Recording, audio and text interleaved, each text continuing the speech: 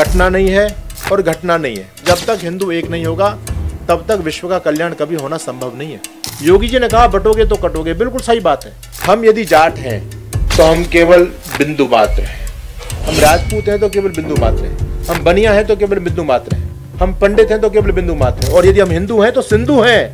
हमारी पूरी ताकत जो ताकत जातिवाद में बिखर चुकी है, अगर ये ताकत एक हो जाए तो दुनिया में हमसे कोई टकरा सकता है क्या? अच्छा एक बात बताओ, प्रेमानंद जी जो कह रहे हैं वो बात प्रामाणिक हो जाएगी क्या? प्रेमानंद जी राधा जी की बात कर रहे हैं, दूसरे कोई गुरु और किसी की बात कर रहे हैं, तीसरे कोई गुरु और किसी की बात कर रहे हैं, तो भैया एक बार निर्णय कर लो कौन सत्य है। गंगा जी में डुबकी लगाओ, सारे पाप माफ। भागवत कथा सुन लो, सारे पाप माफ। ये बिल्कुल फेक झूठ है। तो उन्होंने प्यार को भी तो बहुत अच्छे तरीके से दिखाया है। किससे प्यार किया कृष्ण? राधा जी से। कहाँ लिखा है राधा जी से प्यार किया कृष्ण ने? मानने से क्या हो जाएगा? सारे हिंदू धर्म के लोग तो साईं बाबा को मान रहे हैं। साईं बाबा का नाम तो चांद मियां था, वो तो मुसलमान था। कृष्ण ने कोई लीला नहीं की, कृष्ण ने कोई राधा के साथ में रास नहीं किया, कृष्ण ने कोई गोपियों के साथ में रास नहीं किया। कृष्ण के पास समय कहाँ है? वो तो धरती के धर्म पे स्थापना के लिए आए, वो मनोरंजन करने के लिए आए हैं क्या? अब जैसे आजकल हमारी बहन बेटियां अपने पैरों में काला धागा बांध के घूम रही हैं, खूब चल गया आजकल ये प्रचलन। आज से 20 साल पहले नहीं था। अब उनसे पूछो कि आप काला धागा क्यों बांधते हो? कृष्ण और कंस की एक राशि थी या नहीं थी? थी ना। तो जब राशि एक है तो जो राशि का योग है, जो फल लिखा है, वो तो दोनों के जीवन में एक जैसा घटित होना चाहिए। उसमें योगेश्वर कृष्ण को बहुत बदनाम किया, उसमें लांछन लगाया गया उनके चरित्र पर, है ना। लड़कियों के कपड़े उठाने वाला बताया है, उसमें अनेक महिलाओं के साथ में प्रसंग कराए योगेश्वर कृष्ण से उसमें भागवत में। आज जो भागवत कथाएं हो रही हैं उनमें क्या मनोरंजन ही तो हो रहा है। नमस्कार, आप देख रहे हैं खबर इंडिया और मेरा नाम खुशी चौधरी है। इस पॉडकास्ट में आप सभी का बहुत बहुत स्वागत है। भारत के हिंदू धर्म सुधारक, दार्शनिक, कल्याणकारी, मानवतावादी, अंतर्राष्ट्रीय धर्म प्रचारक, हिंदू धर्म प्रचारक सच्चिदानंद महाराज जी हमारे साथ इस वक्त स्टूडियो में मौजूद है। हिंदू धर्म को लेकर तमाम सवाल और विवाद इनको लेकर चलता रहता है और बहुत सारी ऐसी बातें इन्होंने कह दी जिसको लेकर विवाद चल रहा है। अभी उन पे बातचीत करेंगे और हिंदू धर्म पे तमाम सवाल उठाए जाते हैं और महाराज जी ने भी कई सवाल ऐसे उठाए, उसको लेकर भी बात करेंगे। तो महाराज जी, आप कहते हैं कि भारत को हिंदू राष्ट्र बनना चाहिए और एक तरफ ये भी बातें होती हैं कि हमारे धर्म के लोग बटे हुए हैं। तो जब लोग बटे हुए हैं तो हिंदू राष्ट्र कैसे बनेगा? जी, सबसे पहले बहन आपका मैं धन्यवाद करूंगा आपके चैनल पर आने के लिए। और आपने जो प्रश्न पूछा है वो बहुत ज्वलंत प्रश्न है। सच्चाई है कि जब तक हम एक नहीं होंगे तब तक तो संगठन और एकता होना संभव ही नहीं, हिंदू राष्ट्र बन ही नहीं पाएगा। तो आपस में हम जो बिखरे हुए हैं, हिंदू राष्ट्र में जो बाधा है उसमें सबसे बड़ी बाधा तो यही है कि हमारा आपस का बिखराव। विधर्मी लोग यही चाहते हैं कि हिंदू कभी एक ना हो जाए, हिंदू राष्ट्र कभी बन नहीं जाए। इसके लिए हमारे धर्मगुरुओं को आपस में लड़ाते रहते हैं और हमारे धर्मगुरु भी या राजनीतिक लोग भी षड्यंत्र को नहीं समझ पाते, वो भी उनकी बातों में आकर के और ऐसी ऐसी टिप्पणी कर जाते हैं। तो मैं कहना चाहूँगा कि ऐसी टिप्पणियों से बचना चाहिए। हमारी एकता, हिंदू एकता पूरे राष्ट्र के लिए और पूरी मानवता के लिए एक शुभदायक रहेगी। तो हमको सबको एक होकर के काम करना है, बटना नहीं है, कटना नहीं है और घटना नहीं है।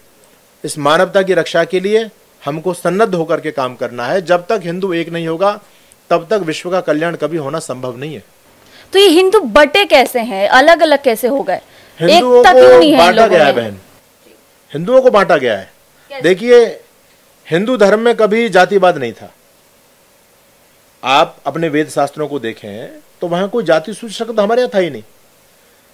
विधर्मी लोगों ने हमको आपस में बांटा, हम सब एक थे, हमारी एकता थी, लेकिन हमको बांटने के लिए एक जातिवाद का एक षड्यंत्र हमारे साथ चला। तो पुराणों में जाति का जिक्र तो है नहीं है? कौन से पुराण में? आप बताइए मुझे। आज से 800 साल पीछे लौट जाइए आप। मर्यादा पुरुषोत्तम भगवान श्री राम, लगभग 10 लाख वर्ष हो गए भगवान श्री राम को। क्या प्रभु श्री राम के नाम के पीछे कोई जाति सूचक शब्द है? कृष्ण के पीछे था ना? नहीं, अब लगाया लोगों ने, आज भी नहीं है। कोई कृष्ण यादव लिखता है क्या? बताओ। कृष्ण जी ने कहीं यादव लिखा हो, युधिष्ठिर जी ने कुछ लिखा हो, अर्जुन जी ने कुछ लिखा हो, महाराणा प्रताप ने कुछ लिखा हो, पर परशुराम जी ने कुछ लिखा हो, किसी ने गुरु गोविंद सिंह जी ने कुछ लिखा हो, किसी महापुरुष के नाम के पीछे जाति सूचक तो नहीं मिलेगा। इसका मतलब जातिवाद था ही नहीं हमारे यहाँ। ये तो अब कुछ समय से चला है और वो तो जातिवाद इतना तूल पकड़ चुका है कि हमने अपने भगवानों को, अपने महापुरुषों को भी जाति के हिसाब से जाति का टैग लगा लगा करके लोगों ने बांट लिया उनको। कृष्ण जी यादव थे, राम जी राजपूत थे, ठाकुर थे, परशुराम जी ब्राह्मण थे। इससे राम जी का सम्मान बढ़ा नहीं और कम हो गया। परशुराम जी केवल आज ब्राह्मण वर्ग की संपत्ति बनकर के रह गए, दूसरे वर्ग से तो चले गए ना। कृष्ण जी एक वर्ग की संपत्ति बन के रह गए। ये महापुरुषों का अपमान है, इसमें सम्मान नहीं है। तो ये षड्यंत्र हमारे साथ में है। ये जातिवाद जो जहर घोला गया हिंदू धर्म को समाप्त करने के लिए, हर सनातनी को इससे समझना चाहिए षड्यंत्र को। महर्षि स्वामी दयानंद जी महाराज ने कहा था कि हम सभी एक ईश्वर की संतान है और हम सभी महान हैं। बाई बर्थ, बाई जन्म से हमें कोई छोटा बड़ा नहीं होता। व्यक्ति अपने कर्मों से बड़ा होता है, कर्म से नीचे गिरता है। एक छोटे परिवार में जन्म लेने से कोई छोटा हो जाता है क्या? आज भी ऐसे बहुत सारे एग्जाम्पल्स हैं जो छोटी बिरादरी में जिन्होंने जन्म लिया आज शिखर पर हैं। वो रोक लो, क्या करोगे आप उनका? तो ये जातिवाद का जो कॉन्सेप्ट चला है ये हमको बांटने के लिए ही चला है और आगे और बहुत षड्यंत्र होंगे। योगी जी ने कहा बटोगे तो कटोगे, बिल्कुल सही बात है। जातियों में टूट टूट बढ़ते रहे हम और कारण यही था कई सदी कटते रहे तुम। खुशी बहन एक बात समझने की है। देखिए, हम यदि जाट हैं तो हम केवल बिंदु मात्र हैं, हम राजपूत हैं तो केवल बिंदु मात्र हैं, हम बनिया हैं तो केवल बिंदु मात्र हैं, ठीक है, हम पंडित हैं तो केवल बिंदु मात्र हैं, और यदि हम हिंदू हैं तो सिंधु हैं। हमारी पूरी ताकत, जो आज ताकत जातिवाद में बिखर चुकी है, अगर ये ताकत एक हो जाए तो दुनिया में हमसे कोई टकरा सकता है क्या? हिंदू राष्ट्र बनने से कोई रोक पाएगा क्या? तो हमारी ताकत बिखरी पड़ी है, इस ताकत को एक करना है हमको। जैसे योगी जी भी कहते हैं बटोगे तो कटोगे, हिंदू राष्ट्र बनना चाहिए, तमाम लोग ऐसा कहते हैं कि बनना चाहिए। सर, सवाल ये है कि कैसे बनना चाहिए? इस देश में सारे धर्मों के तो लोग रहते हैं, लेकिन भारत को क्यों हिंदू राष्ट्र की जरूरत पड़ी है? वहां पे और भी चीजें, न्यायपालिका है, लॉ एंड ऑर्डर है, क्यों हिंदू राष्ट्र बनाना जरूरी है? देखिए, मत और धर्म को समझिए। आप जिसको आज हिंदू धर्म कहते हैं, कालांतर में इसका नाम, प्राचीन काल में इसका नाम है सनातन धर्म। सनातन धर्म को छोड़ करके बाकी सारे मत मतांतर हैं, बाकी सारे पंथ हैं। धर्म तो एक ही होता है। इस्लाम पंथ है, क्रिश्चियनिटी पंथ है, जैनिज्म पंथ है, बौद्धिज्म एक पंथ है, वो धर्म नहीं है। तो अब धर्म तो होना चाहिए ना, बिना धर्म के राष्ट्र कैसे चलेगा? तो हिंदू राष्ट्र हो गया। हमारा धर्म केवल एक ही है, सनातन धर्म। सब नर करें परस्पर प्रीति, ये हमारा सनातन धर्म सिखाता है। सर्वे भवन्तु सुखिना, ये हमारा सनातन धर्म सिखाता है। दुनिया में हमारे पूजा स्थलों से रोज सुबह शाम उद्घोष होता है, विश्व का कल्याण हो, धर्म की जय हो, अधर्म का नाश हो। अच्छा बताओ, दूसरे लोग हैं, उनका यदि भाई बंधु अपने धर्म का है, वो नाश की कामना करते हैं? उनके मजहब का कोई व्यक्ति कितना घृणित काम कर दे, बदायूं के अंदर 2 मासूमों को काट दिया एक दरिंदे ने, है ना, दूसरे धर्म का था, वो मुसलमान धर्म का था, उसने 2 मासूमों को काट दिया। किसी मुसलमान ने उसकी निंदा की कि तूने गलत किया है? किसी ने की? इनका कितना भी बड़े से बड़ा आतंकवादी मर जाए, किसी का बयान आता है कि भाई ये बहुत गलत हुआ, बहुत जो है ना इसने ठीक किया, ये बहुत गंदा आदमी था? कोई करता है? दुनिया में हम में हिम्मत है। रावण कौन था? रावण हमारे ही तो धर्म में पैदा हुआ, लेकिन रावण ने जब मर्यादा तोड़ी तो आज भी हम रावण को जलाने की हिम्मत रखते हैं। वो लोग कर पाएंगे इस हिम्मत को? इसलिए हिंदू राष्ट्र बनना बहुत जरूरी है।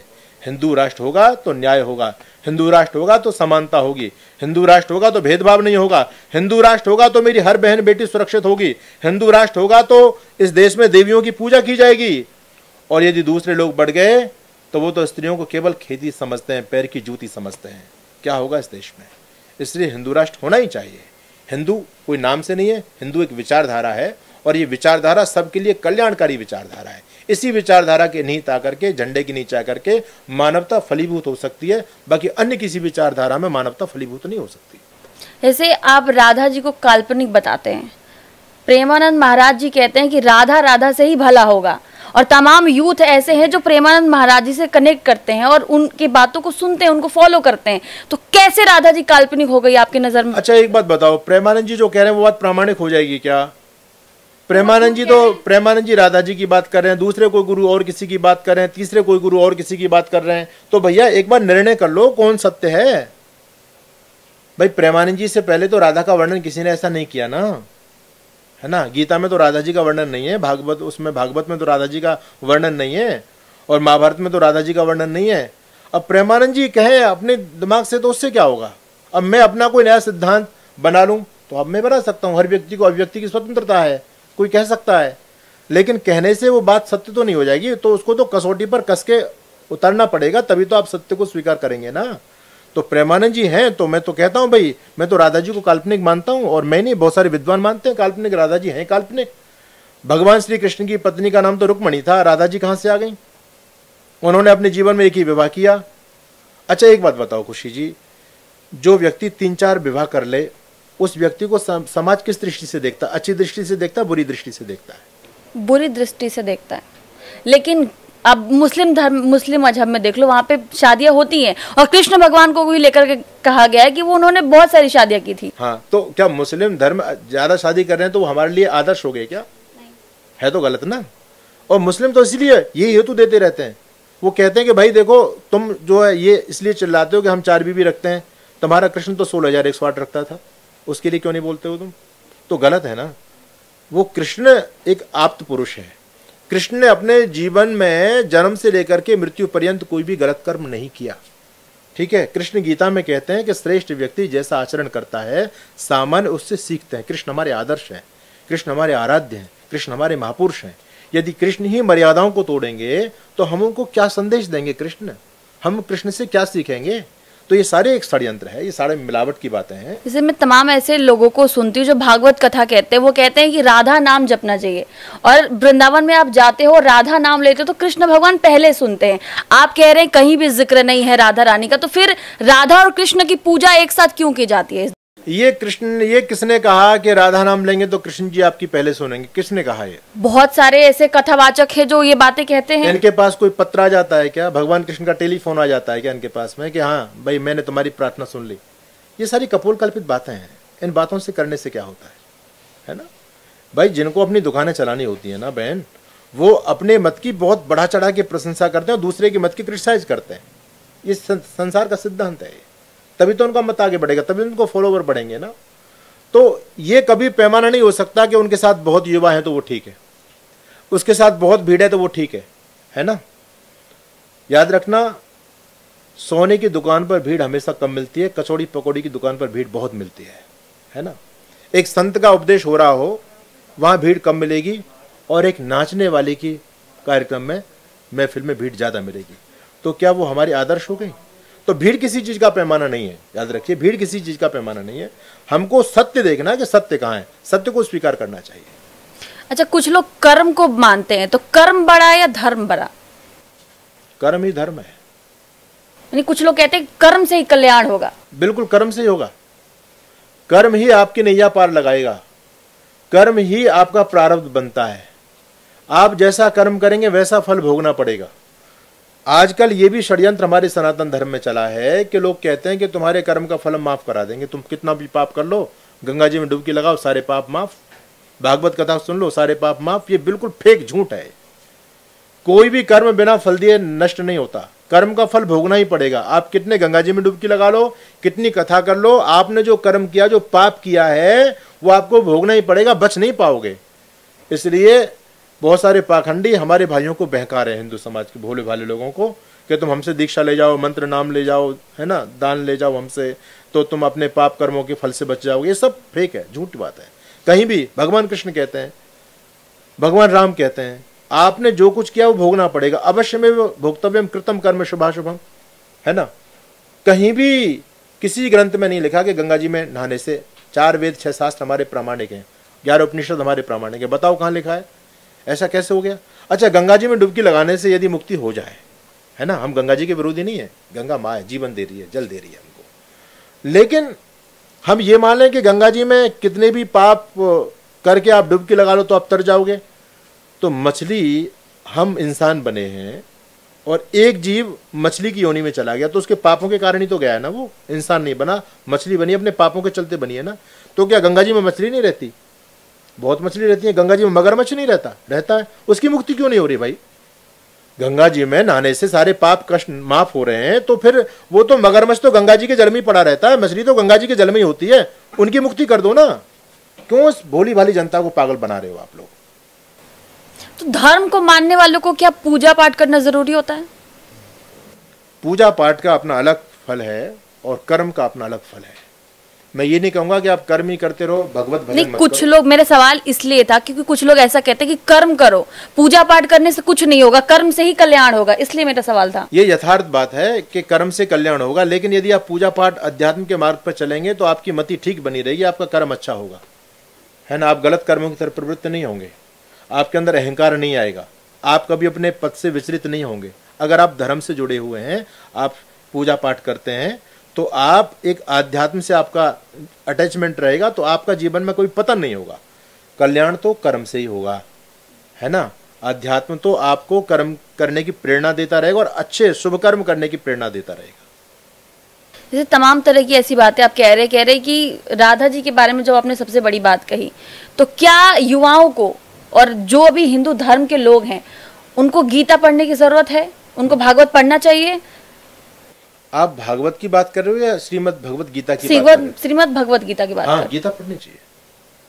गीता बहुत अद्भुत ग्रंथ है, गीता में अध्यात्म भरा पड़ा है। योगेश्वर कृष्ण क्या है ये तो आपको गीता पढ़ने से पता चलेगा, है ना। लेकिन जो भागवत है उसमें बहुत गड़बड़ है। क्या गड़बड़ है? उसमें योगेश्वर कृष्ण को बहुत बदनाम किया है। कैसे बदनाम? उसमें लांछन लगाएगा उनके चरित्र पर, है ना। लड़कियों के कपड़े उठाने वाला बताया है उसमें, अनेक महिलाओं के साथ में प्रसंग कराएं योगेश्वर कृष्ण से उसमें भागवत में। आज जो भागवत कथाएं हो रही हैं उनमें क्या मनोरंजन ही तो हो रहा है ना। उसमें महिलाओं को नचा रहे हैं लोग, बोले कृष्ण भी रास करते तो तुम भी रास करो। तो ये कृष्ण का चरित्र हनन किया गया भागवत पुराण के अंदर, ठीक है। मैं पुराणों का सर्वांश में विरोध नहीं करता, पुराणों में बातें अच्छी भी हैं, लेकिन उनमें गलत बातें भी डाल दी गई हैं। पुराण का मतलब होता है इतिहास, तो इसमें हमारे महापुरुषों का इतिहास है, लेकिन उसमें अब प्रक्षेप बहुत ज्यादा हो गया, मिलावट बहुत ज्यादा कर दी, सही अंश उसमें कम रह गया, और लोग उसी प्रक्षेप का ही आज प्रचार कर रहे हैं। कृष्ण को चोर जार शिखा मणि छलिया मनियारी का वेश बनाया और श्याम चूड़ी बेचने आया। अच्छा, चूड़ी बेचना कोई अच्छा काम है? कृष्ण तो कहते हैं मैं धरती पर धर्म की स्थापना के लिए आया हूं, और उनके भक्त कह रहे नहीं, तो श्याम तो चूड़ी बेचने आया। तो उन्होंने प्यार को भी तो बहुत अच्छे तरीके से दिखाया है। किससे प्यार किया कृष्ण? राधा जी से। कहाँ लिखा राधा जी से प्यार? सारे हिंदू धर्म के लोग मानते हैं राधा जी को, इसीलिए इसीलिए पूजा होती है राधा सारे जी हिंदू की। धर्म के लोग तो साईं बाबा को मान रहे हैं। साईं बाबा का नाम तो चांद मियां था, वो तो मुसलमान था। मानने से क्या हो जाएगा? मानने से कुछ सत्य बदल जाएगा क्या? बहुमत और सत्य दोनों में अंतर होता है। बहुमत से सत्य का निर्धारण नहीं होता, 2 और 2 4 होते हैं, ये सत्य है। लेकिन 50 लोग ये कहने लग जाए नहीं 2 और 2 तो 10 होते हैं, तो बहुमत के आधार पर वो जीत गए, सत्य तो नहीं हुआ। सत्य तो 2 और 2 4 है, यही तो सत्य रहेगा ना। वो 50 लोग कितने भी चिल्लाते रहे, वो तो 10 होते हैं 10 होते हैं। हाँ, बहुमत के आधार पर वो जीत सकते हैं, लेकिन सत्य के आधार पर नहीं जीत सकते। तो आप ऐसा कह रहे हैं कि जो हम बचपन से जो लीलाएं देखते आ रहे हैं कृष्ण की, जो कथाएं सुनते आ रहे हैं कृष्ण की, जो कुछ भी हम कृष्ण और राधा जी के बारे में सुनते आ रहे हैं, वो सब झूठ है? ये अभी आप लोगों ने सुनी है, पहले कुछ भी नहीं था। राधा और कृष्ण का कोई लेना देना नहीं था। पहले तो योगेश्वर कृष्ण की अलग मूर्ति हुआ करती थी, और होती थी तो मां रुक्मणी होती थी। अब रुक्मणी जी को तो अलग कर दिया लोगों ने। एक षड्यंत्र को समझो, देखिए, जो लोग भांग धतूरा खाने पीने वाले लोग थे, अब उनको जब लोग रोकते थे, यार ये काम अच्छा नहीं, इस काम को क्यों करते हो आप, तो लोगों ने अपनी ढाल बनाने के लिए, अपने बचाव करने के लिए भगवान भोलेनाथ पर आरोप लगा दिया कि भगवान भोलेनाथ भी तो भांग पीते थे। तो भोलेनाथ पी रहे हैं तो ठीक है, हमको भी पीनी चाहिए। फिर तो हम अपने बच्चों को रोकेंगे? बोलो, रोकेंगे? बिल्कुल रोकेंगे। हम क्यों रोक रहे हैं? भोले भंडारी पी रहे हैं, भाई अच्छी चीजें पियो ना। फिर जब हमारे भगवान गड़बड़ करेंगे तो हम उनसे क्या प्रेरणा लेंगे? अच्छा, जो लोग मांस खाने वाले लोग थे, उन्होंने भगवानों को मांस का भोग लगाना शुरू कर दिया। लोग बकरे लगा रहे हैं, लोग भैंसा चढ़ा रहे हैं मूर्तियों पर, बकरे का भोग लगा रहे हैं लोग। तो ये अपनी कमियां हैं, हम अपने दोषों को भगवानों पर थोप रहे हैं आज। और दूसरी बात, जो लोग शराब पीने वाले थे, उन्होंने भैरू बाबा को शराब का भोग लगा रहे हैं, भैरू बाबा को बदनाम कर दिया। जो लोग अय्यासी करने वाले लोग थे, जो लंपट विषासक्त लोग थे, उन्होंने योगेश्वर कृष्ण को बदनाम कर दिया, बोले कृष्ण भी तो लीलाएं करते थे। तो ये लोगों ने हमारे महापुरुषों को ढाल बनाया है अपनी कमियों को छुपाने के लिए। कृष्ण ने कोई लीला नहीं की, कृष्ण ने कोई राधा के साथ में रास नहीं किया, कृष्ण ने कोई गोपियों के साथ में रास नहीं किया। कृष्ण के पास समय कहाँ है? वो तो धरती के धर्म पर स्थापना के लिए आए, वो मनोरंजन करने के लिए आए हैं क्या आज? अरे कृष्ण तो बहुत बड़ी बात हो गई बहन। आज का कोई कॉलेज का लड़का ऐसे रास करने लग जाए, आप उसको स्वीकार करोगे? ठीक मानोगे उसको? कृष्ण को रास करने के लिए ब्रज की छोरी मिली, छोरे नहीं मिले कृष्ण को, है? और फिर उसमें किसी पुरुष का प्रवेश वर्जित है, ये कौन सा तुम्हारा भाई धर्म है? तो ये क्या हो चल रहा है धर्म के नाम पर? जिसके मन में आ रहा है वो बोलता चला जा रहा है और हवाला दे देता है, उसमें लिखा है। कहां लिखा है? और जिन ग्रंथों में लिखा है वो ग्रंथ हमारे सनातन धर्म के कोई प्रामाणिक ग्रंथ नहीं है।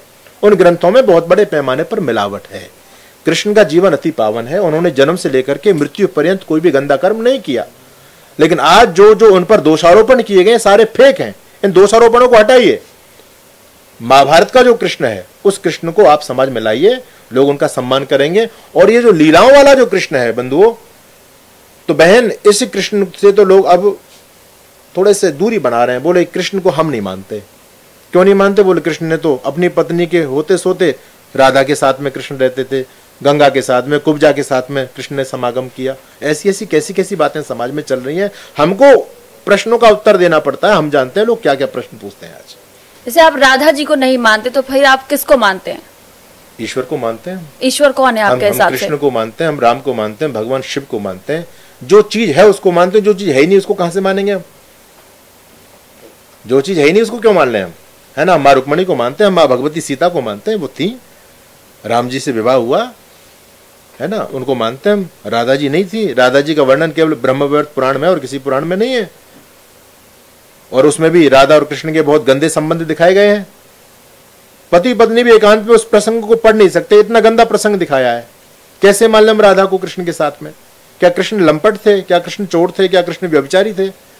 कैसी कैसी बातें लिखी हैं। उसमें लिखा है ब्रह्मवैवर्त पुराण में, जब कृष्ण को राधा जी ने बिरजा के साथ में, गंगा के साथ में समागम करते हुए देख लिया तो राधा आग बबूला हो गई। ऐसे लड़ रही है जैसे दो सौत आपस में लड़ती हैं।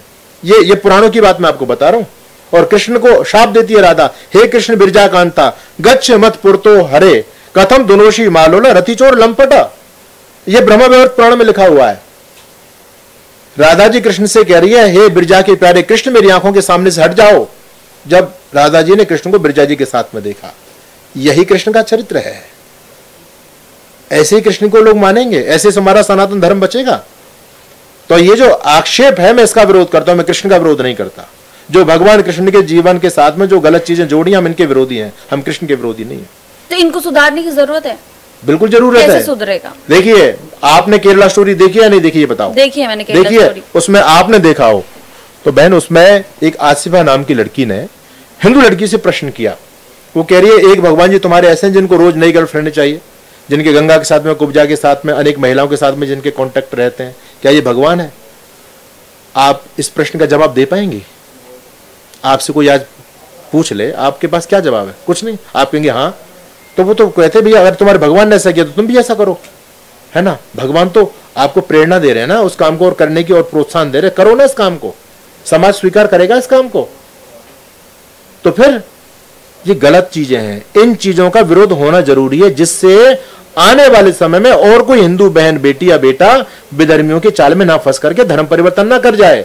आज वैचारिक हमले हम पर किए जा रहे हैं। कृष्ण ऐसे नहीं थे, शिव ऐसे नहीं थे, उनको ऐसा बनाया गया जिससे कृष्ण की परंपरा में पैदा होने वाले बेटे बेटियों की श्रद्धा कृष्ण से डिग जाए और दूसरी जगह उनकी श्रद्धा जुड़ जाए। यह षड्यंत्र है। इस षड्यंत्र को समझना चाहिए हमको। धर्म परिवर्तन का कारण क्या है? धर्म परिवर्तन के बहुत सारे कारण हैं, लेकिन उसमें सबसे बड़ा कारण शास्त्रीय अभाव। वो जब हमसे प्रश्न करते हैं तो हमारे बच्चों पर उनके प्रश्नों का उत्तर नहीं होता, और जब प्रश्नों का उत्तर नहीं होता वो अपने धर्म की प्रशंसा हमारे बच्चों के सामने करते हैं, और हमारे बच्चों को अपने धर्म की जानकारी नहीं, उनके धर्म की क्या जानकारी होगी। तो वो हमारे महापुरुषों के बारे में उल्टे सीधे प्रश्न पूछते हैं, कृष्ण ने ये किया, शिव जी ने ये किया, ब्रह्मा जी ने ये किया, ये तो हमारा धर्म बेकार है। उनके पास कोई जवाब नहीं होता। कब तक वो बेटी बेटे शर्मसार होते रहेंगे उनके सामने? तो फिर वो कहते हैं भाई तुम्हारा धर्म अच्छा है तो हम तो तुम्हारे धर्म को एक्सेप्ट करते हैं। एक ये भी बहुत बड़ा कारण है। दूसरा, अंधविश्वास भी बहुत बड़ा कारण है धर्म परिवर्तन का। उसमें आप देखते हैं कि हालेलुया हालेलुया एक ईसाई करता है और हाथ लगा देता है, वो ड्रामा करके ऐसे ऐसे गिर जाते हैं और बोले इनका कल्याण हो गया, है ना। ये भी है। और प्रलोभन भी बहुत बड़ा कारण है। वो लोगों की सेवा के नाम से लोगों का धर्मांतरण करा रहे हैं। तो ये 3-4 कारण हैं जिससे हमारे भाई विधर्मी आज बन रहे हैं। इस पर हमको चिंतन करना चाहिए और रोकना चाहिए, नहीं तो हिंदू कम्युनिटी खत्म हो जाएगी। हिंदू खत्म होता चला जाएगा। बढ़ रहा है हिंदू रोज। कुछ बौद्ध बन रहे हैं, कुछ उसमें से ईसाई बन रहे हैं, कुछ मुसलमान बन रहे हैं, फिर हिंदू कौन रहेगा ये बताओ। और हिंदू यदि नहीं रहा तो रामकृष्ण की परंपरा का क्या होगा। आप अपनी परंपरा बचाना चाहते हैं, हिंदू धर्म अपनी परंपरा बचाना चाहता है, मुस्लिम मजहब के जो लोग हैं वो अपना बचाना चाहते हैं, और भी जो धर्मों के लगे वो अपना अपना बचाने में लगे। तो इस धर्म को फिर कैसे बना, मतलब कैसे बनाया जाएगा? बहुत अच्छा आपका प्रश्न है। देखिए, विचारों में भिन्नता हो सकती है लेकिन सत्य एक रहता है ना। तो सत्य का निर्णय कैसे होगा? सब लोग कहते हैं, मैं कहता हूं मेरी बात ठीक है, आप कहती हैं मेरी बात ठीक है, वो भाई कहते हैं कि मेरी बात ही ठीक है। अब ये कैसे जजमेंट होगा कि भाई बात किसकी सही है? मेरे पास में एक मोबाइल है और मैं पूछूं इसमें कितना वेट है, कोई कहता 100 ग्राम, कोई कहता 150 ग्राम, कोई कहता 250 ग्राम। निर्णय कैसे हो? कौन सा, इतने तो वेट हो नहीं सकते, वेट तो एक ही होगा उसमें। उसको आप तराजू पर तोल लीजिए और तोल करके जो वेट निकल गया वो सबको एक्सेप्ट होगा। इसी प्रकार मेरी बात, आपकी बात, इनकी बात, सबकी बात पर हम बहस करें, हम चिंतन करें, हम तर्क करें, और जिसकी बात अकाट्य हो, जिसकी बात प्रमाणों के अनुकूल हो, जिसकी बात सृष्टि क्रम के अनुकूल हो, जिसकी बात महापुरुषों की परंपरा के अनुकूल हो, उस बात को स्वीकार करो। मैं ये नहीं कहता मेरी बात माने, लेकिन डिबेट कीजिए ना। सत्य तो डिबेट से निकलेगा, डिबेट से निकलेगा, डिबेट से निकलेगा। हमने तो देखा आज तक किसी बहस से कोई समाधान निकला हो। तमाम ऐसे डिबेट्स रोज होते हैं, कुछ निकलता है समाधान? वो तो समाधान करना नहीं चाहते ना, वो समाधान नहीं करना चाहते। प्रश्न करना, प्रश्न से ही सत्य निकल के आता है ना, प्रश्न से ही सत्य निकल करके आता है। अभी कोई चोर पकड़ा जाता है तो पुलिस उससे प्रश्न करती है, नहीं करती है? क्यों करती है भाई? समाधान तो निकलना नहीं है, क्यों प्रश्न कर रहे हो तुम? अरे सच्चाई तो तर्क से निकलेगी, प्रश्न करने से निकलेगी। तो हमारे हिंदू धर्म में प्रश्न करना आज बंद कर दिया लोगों ने। हिंदू धर्म को केवल आस्था का विषय बना दिया, बस। धर्म तो आस्था का विषय है, बस आस्था रखो, उसी में कल्याण हो जाएगा। प्रश्न मत करो, नहीं तो नाश हो जाएगा। क्यों नहीं करेंगे हम प्रश्न?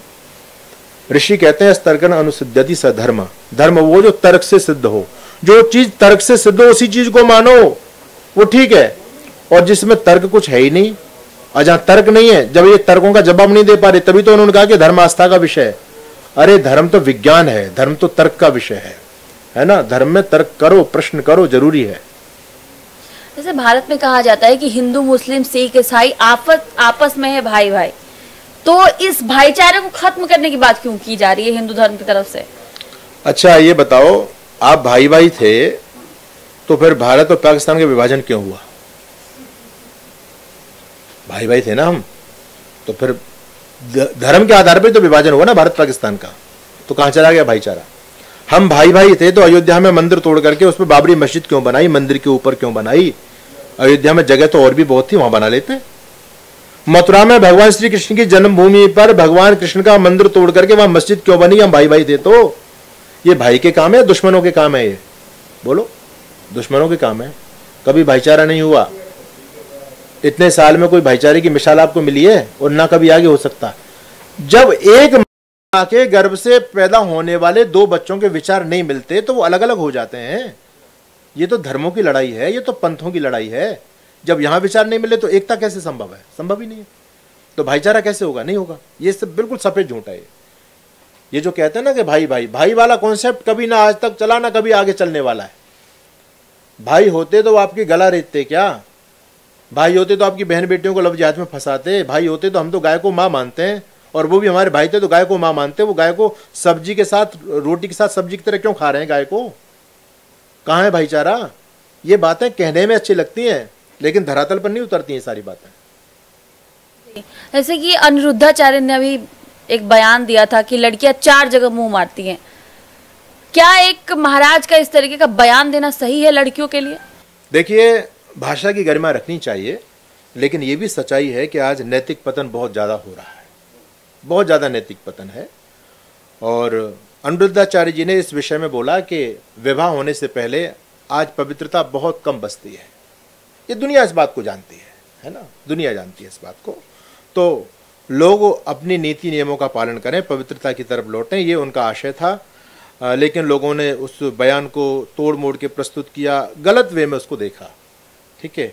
और उन्होंने उन लोगों के बारे में कहा जो लोग वास्तव में बहुत गड़बड़ भी फैल रही है। आप ऐसे वीडियोज खूब देख रहे हैं आज, क्या क्या क्या नहीं हो रहा है ना। तो सभ्य समाज को उस चीज़ का विरोध नहीं करना चाहिए। वो चीज़ सभ्य समाज के लिए नहीं था, जो वो संस्कारी बहनों के लिए वो बात नहीं थी, ठीक है। जो पथ भ्रष्ट हो गए उनके लिए उनकी बात थी। और फिर भी मैं कहूँगा कि एक भाषा की गरिमा बना के रखनी चाहिए, और जो चारित्रिक पतन हो रहा है देश का, इस पर चिंतन करना चाहिए, ठीक नहीं। जो देश के युवा लड़के हो लड़कियां हो वेस्टर्न कल्चर को अपना चुके हैं, वो तमाम ऐसी बातें कह रहे कि उन्होंने गलत बोला, लिव इन रिलेशनशिप उनके हिसाब से सही है, क्या आपके हिसाब से सही है? बिल्कुल गलत है, बिल्कुल गलत है। ये जो लिव इन रिलेशनशिप की जो वकालत करने वाले लोग हैं, इनकी बेटी यदि किसी लड़के के साथ चला जाए, स्वीकार कर लेंगे ये? राहुल गांधी समलैंगिकता का समर्थन कर रहे थे, सोनिया गांधी कर रही थी। राहुल गांधी समलैंगिक शादी करके ले आएंगे लड़के को, सोनिया गांधी उसको बहू स्वीकार कर लेगी? कहने में अच्छी लगती है, देश को तोड़ने की राजनीति में सारी चीजें चलती हैं, लेकिन जब व्यवहारिक पक्ष धरातल पर आ पाते हैं तो ये सारी चीजें हवा हो जाती हैं। ठीक है, समलैंगिकता, कोई बाप अपनी बेटी को ऐसे किसी के साथ नहीं जाने देगा, जाने देगा? नहीं जाने देगा, एक इज्जत का सवाल है। अब जो लड़की खुद उसमें पड़ गई, बोले हम तो उसमें जाएंगे, तो उसका खुद, वो जो लड़की समलैंगिकता का आज वो समर्थन कर रही है, यदि उसकी लड़की भी लिव इन में चली जाए, वो भी ये भी स्वीकार नहीं करेगी, है ना। कहने में बातें अच्छी लगती हैं, लेकिन व्यावहारिक पक्ष में इन चीज़ों का होना संभव नहीं है। जैसे इस यूथ को धर्म से जुड़ाव रखने के लिए, अपने धर्म को समझने के लिए क्या गीता भागवत ये सब पढ़ने की जरूरत है? कैसे इनका कल्याण होगा? बिल्कुल पढ़ने चाहिए, अपने मूल से जुड़ करके रहना चाहिए, और जब तक कोई चीज़ अपने मूल से जुड़ी हुई होती है तब तक फलती फूलती है, और मूल यदि छूट जाए, पेड़ यदि अपनी जड़ों को छोड़ दे तो पेड़ का पतन सुनिश्चित है। तो ये हमारी जड़ है, गीता हमारी जड़ है, वेद हमारे जड़ है, उपनिषद हमारी जड़ है ना। इतिहास हमारा, पुराणों में इतिहास है, और जो सही इतिहास है वो बिल्कुल एक्सेप्ट है, हमको स्वीकार करना चाहिए। तो ये अपनी परंपराओं से जुड़ करके रहना बहुत ज़रूरी है, जिससे आदमी इधर उधर भटकेगा नहीं। तो उनको जरूर पढ़ना चाहिए, उनसे प्रेरणा लेनी चाहिए अपने महापुरुषों के जीवन को देख करके। धर्म और अंधविश्वास में क्या फर्क है? धर्म में लॉजिक होता है, धर्म एक तार्किक होता है, अंधविश्वास में कोई तर्क नहीं होता, अंधविश्वास फेक होता है ना। वो तो अंधविश्वास, उसमें अंध शब्द पहले ही जुड़ गया। अंधविश्वास कैसे पहचाने कि ये अंधविश्वास है, ये धर्म है? देखिए, जो चीज तर्क के कसौटी पर खरी उतर रही हो, जो विज्ञान के अनुकूल हो, है ना, जो ऋषि परंपरा के अनुकूल हो, जो सृष्टि क्रम के अनुकूल हो, वो चीज है सत्य, और जो इसके विपरीत है वो सत्य है। अब जैसे आजकल हमारी बहन बेटियां अपने पैरों में काला धागा बांध के घूम रही हैं, खूब चल गया आजकल ये प्रचलन, आज से 20 साल पहले नहीं था। अब उनसे पूछो कि आप काला धागा क्यों बांधते हो, तो कहते हैं ये तो शुभ होता है और ये नज़र से हमको बचाता है। तो भाई, तुम्हारे इतने बड़े बड़े लंबे काले काले बाल हैं, इनसे नज़र नहीं रुकेगी क्या? ये छोटा सा धागा ही नज़र को रोकेगा? ये कॉन्सेप्ट कहाँ से लेकर के? ये अंधविश्वास है। ठीक है, आज आदमी ने ग्रहों की चालों से बचने के लिए पूरे अंगूठियों, अपने उंगलियों में लाल नक की, हरे नक की, काले नक की, पीले नक की, सारे ग्रहों को आदमी अपने अंगूठे में लिए फिर रहा है। ये अंधविश्वास है। आपका जैसा कर्म है उसका फल आपको भोगना पड़ेगा, कोई आपको बचाने वाला नहीं है, याद रखना। तो जो ये एस्ट्रोलॉजर बताते हैं समाधान, उसे समाधान कल्याण नहीं होता लोगों का? ये जो प्लेन क्रॉस हुआ किसी ने नहीं बताया, ज्योतिषी ने, कि प्लेन क्रॉस बहुत सारे एस्ट्रोलॉजर ने बताया कि इतनी आपदा होने वाली है भारत में 2025 में। ये जो ज्योतिषी थे ना, नरेंद्र मोदी ने जब नोटबंदी की थी ना, तो ये ज्योतिषी 4-4 हजार रुपए लेने के लिए 2-2 घंटे तक बैंकों के सामने लाइन लगा के खड़े रहे। ये लोग, ये तो भविष्य बताने वाले थे, इनको पता नहीं चला कि नरेंद्र मोदी नोट बंद करने वाले हैं, पहले से अपने नोट चेंज करा लो। पागल बनाते हैं। कितने ज्योतिषी लोग, उनके साथ में उनके घर में चोरी हो जाती है, हो रही है ना। एक ज्योतिषी अभी हरिद्वार आ रही थी और वो अपने शिष्य के यहाँ अनुष्ठान करने के लिए आ रही थी, शिष्य के भविष्य को बता रही है कि तेरे जीवन में ये मुझे दिखाई दे रहा है, ऐसा आने वाला है, वैसा आने वाला है। उसके साथ रास्ते में रेप कर दिया लोगों ने, उसको अपना जीवन नहीं दिखाई दे रहा है। ये जो मन की बात करने वाले हैं, जो ज्योतिष की बात करने वाले लोग हैं, इनके घर में ऐसी दुर्घटनाएं घटित हो रही हैं। अभी एक बाबा हैं बड़े पॉपुलर, जो मन की बात करते हैं, उनके आश्रम में 2 लोगों की मौत हो गई, तूफान आ गया, टीन गिर गई, मर गए लोग। उनको वो चीज़ नहीं दिखाई दे रही थी कि ऐसी अनहोनी घटना घटित हो जाएंगी। पागल बनाते हैं लोग। ये सारा धंधा चलता है ज्योतिष के नाम से। ज्योतिषियों को खुद आपका भविष्य नहीं पता, वो दूसरों का भविष्य क्या बताएंगे। ये अंधविश्वास है। जैसे ज्योतिष काफी आजकल फेमस हो रहे हैं, वो जो चीजें कहते हैं कई बार देखने को भी मिल जाता है, वो उपाय बताते, तो उनके उपाय से वो जो भविष्यवाणी करते हैं उससे कल्याण नहीं है। उस पे लोगों को भरोसा करना चाहिए, नहीं करना चाहिए आपके हिसाब से? ज्योतिष से जो फलित ज्योतिष है वो बिल्कुल फेक है, गणित ज्योतिष बिल्कुल ठीक है ना। उसमें ग्रहों की चाल है, कब सूर्य ग्रहण होगा, कब चंद्र ग्रहण होगा, कितने बज के कितने मिनट कितने सेकंड पर सूर्योदय होगा, ये ज्योतिष का विषय है। ज्योतिष का विषय हाथ दिखाना नहीं है, ये हाथ दिखाना ज्योतिष का विषय नहीं है। ये तो लोगों ने ज्योतिष के नाम से नए नए ग्रंथ लिख दिए और इसमें कोई भी सच्चाई नहीं है। इसमें राशियों में कोई सच्चाई नहीं है, याद रखना। मैं आपके चैनल पर बोल रहा हूँ और इस चीज़ को आप सब लोगों तक पहुँचाएंगे और मैं पूरे देश के सामने इस बात को बोल रहा हूँ, राशियों में कोई सच्चाई नहीं है। मैं आपसे एक बात पूछता हूँ, खुशी जी बताओ, कृष्ण और कंस की एक राशि थी या नहीं थी? थी ना। तो जब राशि एक है तो जो राशि का योग है, जो फल लिखा है, वो तो दोनों के जीवन में एक जैसा घटित होना चाहिए ना। तो कंस का जीवन क्या है और कृष्ण का जीवन क्या है? कंस आज तक दुत्कारा जाता है, समाज में धिक्कारा जाता है।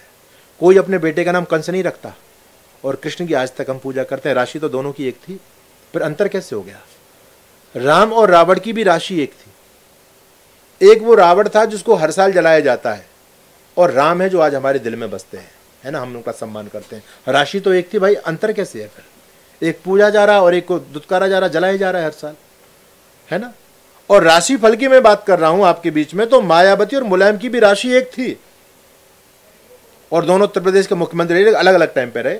जब मायावती मुख्यमंत्री रही तो मुलायम नहीं रहे और मुलायम रहे तो मायावती नहीं रही। अब आप एक बात बताओ कि जब राशि में, उस पूरी राशि में जो है ना सत्ता सुख लिखा हुआ होगा ना, सत्ता का योग लिखा हुआ होगा, तो फिर मायावती और मुलायम सिंह एक साथ ही मुख्यमंत्री बनने चाहिए थे, अलग अलग क्यों बने?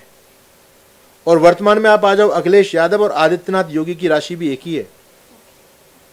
एक सत्ता में और दूसरे सत्ता से बाहर है। वो सत्ता को प्राप्त करने के लिए खूब खूब षड्यंत्र भी रचते हैं और खूब प्रयास कर रहे हैं। तो कहां चलेगी राशि? क्या है राशियों में सच्चाई? कहां गया ज्योतिष आपका? आप जब शादी विवाह करते हैं तो पूरे 36 कुंडली मिलाते हो, आप पूरे गुणधर्म मिलाते हो, पूरा पत्र दिखाते हो। कितनी शादियां चल रही हैं? कहां चला गया ज्योतिष आपका? शादी से पहले ही दुर्घटनाएं घटित हो रही हैं, है ना, लड़का मर गया एक्सीडेंट में, कहां गया आपका ज्योतिष? तो ये सारी की सारी बेवकूफ बनाने वाली बातें हैं। हम ज्योतिष के विरोधी नहीं है। 6 शास्त्रों में ज्योतिष एक शास्त्र है। शिक्षा, कल्प, व्याकरण, निरुक्त, छंद और ज्योतिष, ये 6 शास्त्र हैं अपने वैदिक वाङ्मय के। इसमें ज्योतिष है, लेकिन ये नहीं है जो आपको, आप जो हाथ वाथ जो दिखा रहे हो रेखा वेखा, इसमें ज्योतिष में कोई वर्णन नहीं है इनका। उसमें गणित विद्या है, वो सत्य है। क्या है गणित विद्या? सूर्य ग्रहण, सूर्य की चाल, चंद्रमा की चाल, ये ग्रहों की चाल क्या है, ये है ज्योतिष का विषय। ये है गणित विद्या, ये सत्य है। बाकी जो आज ज्योतिष के नाम से जो फलित ज्योतिष चल रहा है, सब फेक है। जैसे मोबाइल और सोशल मीडिया का युग आ चुका है, तो इस मोबाइल और सोशल मीडिया के युग में युवाओं को, लोगों को अपना मन कैसे स्थिर रखना चाहिए? क्या करना चाहिए इसके लिए? उसके लिए इनसे बचना चाहिए। इसमें जो है ना, समय की बर्बादी है, धन की बर्बादी है, चरित्र की बर्बादी है। और वास्तव में देखा जाए तो आज जो भी समाज में विकृतियां फैल रही हैं, उसमें इनका बहुत बड़ा योगदान है। लोग इनका सदुपयोग कम करते हैं, दुरुपयोग बहुत ज़्यादा कर रहे हैं, है ना। तो इसमें तो ये मन पर नियंत्रण करो, इनका कम से कम इस्तेमाल करो। एक समय अपना बना लो, भाई मुझे दिन में 2 घंटे तक मोबाइल का इस्तेमाल करना, उसके बाद रख देना है। रख देना तो रख देना है, नहीं तो आप हाथ में लेकर के बैठे रहो, फेसबुक चलाते रहो, व्हाट्सअप चलाते रहो और भी कुछ चलाते रहो, समय आपका जाता रहेगा। तो जीवन में संतुलन होना बहुत ज़रूरी है। आप एक नियम अपनी दिनचर्या बनाइए कि आपको मोबाइल इतने घंटे तक चलाना है, फिर उसके बाद रख देना है। रात को जब सोने जाओ तो घर में नियम बना लो कि 9 बजे के बाद सबके मोबाइल एक तरफ रख दिए जाएंगे। अगर आपके हाथ में मोबाइल है, आप अपने बेडरूम में मोबाइल लेकर के जा रहे हो, तो आप कोई जल्दी सोने वाले नहीं हो। कोई फिल्म देखेगा, कोई कुछ करेगा, कोई कुछ करेगा। फिर जब रात को जल्दी नहीं सोएंगे तो सुबह जल्दी नहीं जग पाएंगे। फिर लोग 10 बजे जग रहे हैं, 9 बजे जग रहे हैं। इसलिए ये नियम होना जरूरी है कि मोबाइल एक तरफ रख दीजिए, आराम से बेडरूम में जाओ, सो जाओ, सुबह जल्दी जग जाओ, अपना भगवत भजन करो, योग करो, प्राणायाम करो, व्यायाम करो, अपने जीवन को अच्छा बनाओ। क्या गीता सिर्फ हिंदुओं के लिए है या पूरी मानवता के लिए है? गीता ज्ञान है और ज्ञान का ताल्लुकात सबसे रहता है। हर व्यक्ति ज्ञानवान बनना चाहता है और ज्ञान की आवश्यकता सबको है। तो गीता केवल हिंदुओं के लिए नहीं है। क्या आत्मा मुसलमानों के अंदर नहीं होती क्या? उनके अंदर भी तो सेल्फ है ना, आत्मा है ना, सोल है ना उनके अंदर। तो फिर जो आत्म कल्याण की बात है तो उनके लिए भी लागू होती है। आत्मा अजर अमर है ना। भगवान कृष्ण ने जो भी सनातन धर्म का जो भी कॉन्सेप्ट है, जो भी सिद्धांत है, वो किसी एक व्यक्ति के लिए नहीं है, वो समष्टि के लिए है, वो सबके लिए है। अगर हम उसका पालन करेंगे तो हम लाभ में रहेंगे, है ना। और जब तक लोग सनातन धर्म के सिद्धांतों पर चलते रहे तब तक कोई पक्षपात नहीं था। हम समष्टि को साथ लेके चलने वाले थे। सनातन धर्म तो कहता है ना विश्व का कल्याण हो, हम तो सबके कल्याण की बात करते हैं, हम पक्षपात की बात करते ही नहीं है। तो हमारा ज्ञान ही ऐसा है, वो गीता ही से तो हमको ज्ञान मिला है। हम अपने लिए नहीं जीते, हम कहते हैं अयम निजा परोवेति गणना चलगु चेतसम उदार चरिता नाम तु वसुधैव कुटुंबकम। हम उदार चरित लोग हैं, पूरा संसार ही हमारा परिवार है। केवल हम अपने परिवार के लिए नहीं जीते, ये हमारा सनातन धर्म, ये गीता सिखाती है, शास्त्र सिखाते हैं। इसलिए मानवता को फलीभूत करना है तो गीता का प्रचार खूब होना चाहिए।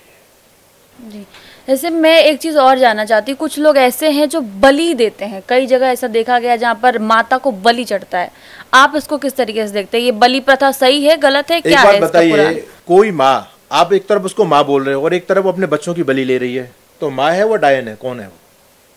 कोई माँ अपने बच्चों को काट के खाना पसंद करेगी क्या? और ये क्या हो रहा है धर्म के नाम पर? ये बलि प्रथा बिल्कुल अवैधिक है, बहुत गलत काम है, घोर पाप है ये।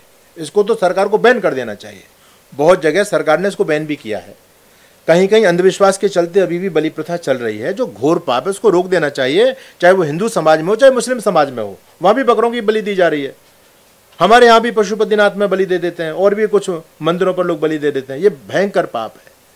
अगर तुमको बलि देना, तुम अपने बच्चे की बलि दे के देखो ना, दे दो बलि, पता चल जाएगा। तुम उस बकरे को ला रहे हो, पकड़ के उसको काट के चढ़ा रहे हो बेचारे को, उसके अंदर आत्मा नहीं है, उसको कष्ट नहीं होता होगा, वो किसी माँ का बेटा नहीं है क्या? तो ये सब षड्यंत्र है। धर्म को लोगों ने समझा नहीं, धर्म के नाम पर लोगों ने नई नई परंपराएं चला दी हैं। तो बलि प्रथा अवैधिक है, बिल्कुल गलत है। हमारे सनातन धर्म में बलि का कोई विधान नहीं है, गलत है बिल्कुल। मेरी इसी पे बहुत तगड़ी बहस हुई थी कि बलि को लेकर के, लेकिन कई लोगों को ऐसा मानना है कि ऐसा होता है, आप नहीं जानते हो, कथाओं में लिखा है माता को बलि चढ़ता है, माता तभी खुश होती है। मैं तो ये कहता हूँ, माता को बलि चढ़िए। आज की कोई माँ अपने पुत्र की बलि चढ़ा करके खुश होगी या नाराज होगी? बोलो, कोई माँ अपने बेटे की बलि चढ़ा सकती है आज? जब आज की माँ अपने बेटे की बलि नहीं चढ़ा सकती, तो वो माँ कैसे आपकी बलि को स्वीकार करेगी? उसके भी तो सभी पुत्र हैं। ये सब कहानियां जो चल रही है ना, ये सब फेक कहानियां हैं। इन्होंने सनातन धर्म का बंटाढार किया है। इसलिए मैं कहता हूं, जो कहानी नियमानुकूल हो, है ना, जो सृष्टि क्रम के अनुकूल हो, जो विज्ञान के अनुकूल हो, जो बुद्धिगम्य हो, उन्हीं कहानियों को मानना चाहिए। नहीं तो उल जुलूल कहानियां बहुत लिखी हुई हैं, उनसे लेकर के आज का यूथ कंफ्यूज हो रहा है, धर्म को छोड़ रहा है, नास्तिक हो रहा है। तो ये बहुत सारी समस्याएं। इसलिए वेदों की ओर लौटो। वेद में कोई भ्रांति नहीं है, वेद में कोई किस्से कहानी नहीं है, वेद में कोई इतिहास नहीं है। वेद ईश्वरीय ज्ञान है, वेद में कोई भ्रम नहीं है, वो निर्भांत ज्ञान है वेद, है ना, जो परमात्मा के द्वारा हमको सृष्टि के आदि में दिया गया। उस वेद पर चलो। महर्षि दयानंद ने कहा, वेदों की ओर लौटो, वेदों की ओर लौटो। जब हमारा देश वेदों के रास्ते पर था, पूरी दुनिया में हमारा झंडा बुलंद था। जब हम वेदों के रास्ते पर चलते थे तो इस देश में 4 साल की बेटी भी सुरक्षित थी और 40 साल की महिला भी सुरक्षित थी। जब हम वेदों के रास्ते पर थे तो दुनिया के लोग भारत को विश्व गुरु कहा करते थे। तो वेदों के पद को हमने जब से छोड़ा, तब से आडंबर और हमारा पतन प्रारंभ हुआ। इसलिए वेदों की ओर लौटो। जैसे भैरव बाबा को शराब चढ़ता है, कई लोग शराब चढ़ाते हैं भैरव बाबा को, फिर उसका सेवन करते हैं, क्या ये भी सही है आपके हिसाब से या गलत है? ये तो भैरव बाबा को लोगों ने बदनाम किया। शराब खुद पीनी थी और भैरव बाबा को बदनाम कर दिया। भैरव बाबा के नाम से फ्री की शराब लोगों को पीने को मिल जाती है, वो भैरव बाबा क्या शराब पिएगा?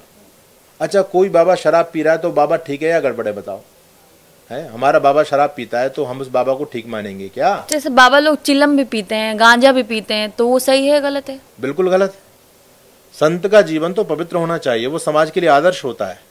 ये अभी जो नशे में डूबे हुए हैं संत लोग, इनको अपने में सुधार करना चाहिए। चिलम पीना, शराब पीना और जो मांसाहार करना या अन्य चीजें करना, ये बिल्कुल संत परंपरा के विपरीत है। तो नशा आज हमारे समाज में छा रहा है। संतों को तो भारत में नशे के खिलाफ आंदोलन खड़ा करना चाहिए, यूथ को बचाना चाहिए। आज मैं देख रहा हूं मंदिरों से नशा बच्चों में परोसा जा रहा है। मंदिरों में बच्चे जाते हैं, वो चिलम पीना सीख जाते हैं। तो ये कहां जा रही है हमारी संत परंपरा? ये वही काम कर रहे हैं जो अनपढ़ लोग हैं, वो इन चीजों में फंसे हुए हैं। तो ये नशा तो गलत है, चाहे वो संत हो चाहे वो कोई भी हो, सबके लिए गलत है। नशा मुक्त समाज होना चाहिए। महाराज जी, वृंदावन में कॉरिडोर को लेकर के बड़ा विवाद हो रहा है इन दिनों, तो क्या कॉरिडोर वृंदावन में बनना चाहिए आपके हिसाब से? ये तो सरकार की योजनाएं हैं, वहाँ लोग जा रहे हैं, लोगों की श्रद्धा जुड़ी हुई है, तो बहुत भीड़ होती है। आजकल मैं भी वृंदावन में जाता हूँ, तो अब जो अंदर वृंदावन में जाना तो बड़ा दुश्वार हो गया है। भीड़ इतनी ज़्यादा है कि गाड़ियों को पहले लोग रोक देते हैं। तो वो सरकार अपने व्यवस्था के हिसाब से कर रही है, तो उसमें लोगों को आपत्ति क्या हो रही है ना? व्यवस्थाएं हैं, सरकार कर रही है, अच्छा काम है। लोगों को सुख मिलेगा, उससे सुविधाएं बढ़ेंगी, रोजगार बढ़ेगा लोगों का। और जबरदस्ती तो सरकार भूमि छीन नहीं रही भाई, मुआवजा दे रही है आपको। तो लोग राजनीति उसका विरोध करा रही है, लोगों को ऐतराज नहीं है, लेकिन दूसरे लोगों को दिक्कत हो रही है, दूसरी पार्टी के लोग हैं कि इनका वोट बैंक बढ़ जाएगा, ये करा देंगे। तो भारत में बहुत गंदी राजनीति चलती है, राजनीतिक विरोध है, धार्मिक कोई विरोध नहीं है उससे। जैसे महाराज जी आप हिंदू धर्म सुधारक हैं, तो आपको संत बनने की प्रेरणा और हिंदू धर्म सुधारने की प्रेरणा कहाँ से मिली, क्यों आपने ये चीज? देखिए बहन, मैं बचपन में गुरुकुल में चला गया पढ़ने के लिए, और गुरुकुल में तो पूरे शास्त्रों का अध्ययन कराया जाता है, और वहाँ राष्ट्र प्रेम की भावना कूट कूट करके विद्यार्थी के जीवन में भरी जाती है। तो मैंने सोचा कि हम राष्ट्र के लिए काम करेंगे, हम गुरुकुल परंपरा को बचाने के लिए काम करेंगे, हम संस्कृति के लिए काम करेंगे। तो फिर मुझे गुरुकुल से ही ये प्रेरणा मिली और मैं इस रास्ते पर आगे चला। जैसे अब राधा जी को काल्पनिक कहते हैं, इस पे काफी विवाद भी होता है, तो आपको डर नहीं लगता? राधा जी को इतने लोग मानते हैं, हर जगह राधे राधे कहते हैं, राधे नाम से कल्याण की बातें इस देश में कही जाती है, तो आपको डर नहीं लगता? देखिए, मैं कृष्ण भक्त हूं और भगवान कृष्ण ने गीता का ज्ञान हमको दिया। गीता में आत्मा की अमरता का संदेश है। हमको डरना किससे है? कोई हमारा बुरा कर सकता है? कोई हमको मार सकता है? हमको तो कोई मारने वाला दुनिया में पैदा नहीं हुआ। आत्मा कभी मरती नहीं, हम तो केवल चोला बदलते हैं, ठीक है? इसलिए हमको कोई भय नहीं है।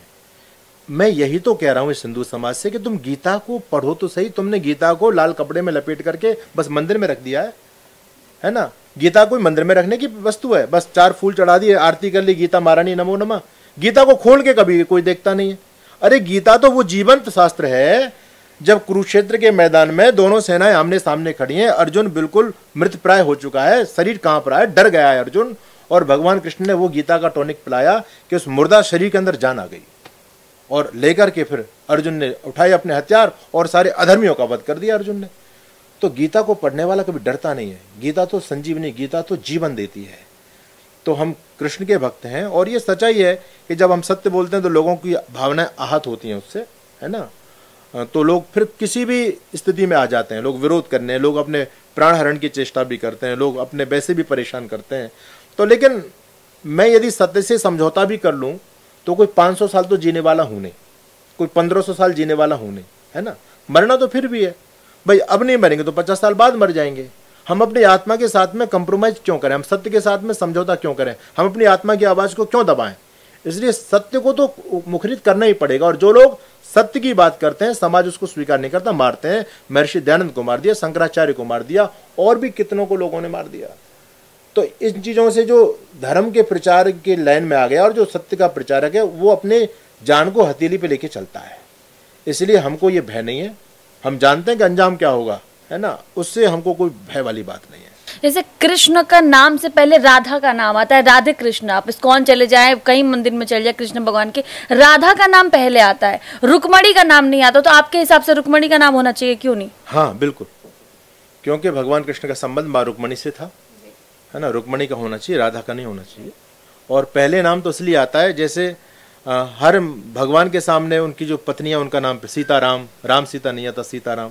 तो हमारी जो संस्कृति है वो मातृशक्ति के सम्मान की संस्कृति है ना? तो पहले, आज भी हम मातृशक्ति को सम्मान देते हैं, तो वो पर सम्मान की बात है, इसलिए पहले नाम आता है। लेकिन कृष्ण जी के साथ में रुक्मणी कृष्ण होना चाहिए, राधा कृष्ण नहीं होना चाहिए। जैसे आपने सच्चिदानंद महाराज जी को सुना, क्या आप इनकी बात से सहमत है? क्योंकि मुझे पता है आप लोग ये वीडियो देखने के बाद तमाम सवाल करेंगे। आप अपने सारे सवाल कमेंट बॉक्स में जरूर हमें भेजिएगा, ताकि हम आपके सवाल पढ़ सके। और जो लोग इस बात से सहमत है वो भी अपनी राय कमेंट सेक्शन में जरूर साझा करें। बहुत बहुत शुक्रिया।